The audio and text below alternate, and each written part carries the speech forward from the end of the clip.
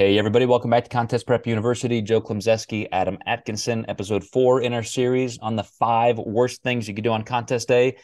Number 4, to me, Adam, is just giving up. And this even happens with some clients of mine that I think are really well prepared. They're seasoned competitors. And they say, yeah, I'm not going to win that class. So I just said, fuck it, and went and ate a large pizza, 2 hours before the finals or something like that. And they may be right. I mean, I know some clients that don't make those final call outs and so forth. That's disappointing, and you kind of know it's over, and so you cash in your chips for the day. But I think that leaves you without the opportunity to really learn about how well you peaked that day, because we always get some misinformation that way. As I talked about in the last episode, after prejudging, I had a little extra sodium in a meal, looked amazing, then had to kind of regroup for the night show.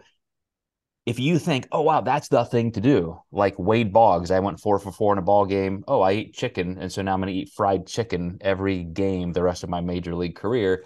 If you correlate things like that were very, very extreme, I think it's going to throw you off for your next contest. You're integrating false information. So how many times that happened to you where a client says, yeah, sorry, coach, but I just blew it up, didn't even finish the day?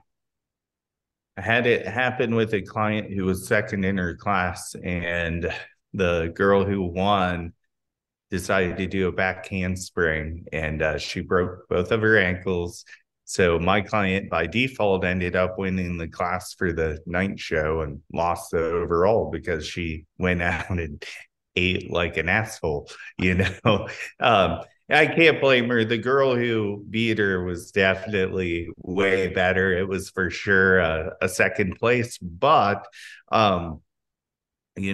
anything can happen. I always say if you're in the top 3, at least stay on point. And to your point, why not get some more practice in peaking? What if we look a little bit better at the night show? Even if you didn't win your class, then you're not judged for the night show, but we have more data to use for your next one in your prejudging where it counts. So, but people can't forget that the overalls are rejudged. And at the Jay Cutler Classic, my client who won the overall, all the girls backstage said the judging's already done, go out and eat whatever you want. And I said, that's not the case. So actually, my client got beat in a novice class during prejudging by someone she went up against in the overall. And she ended up beating that girl because we stayed on point, and we were able to bring her in fuller and tighter at the night show. And that's why she won the whole show.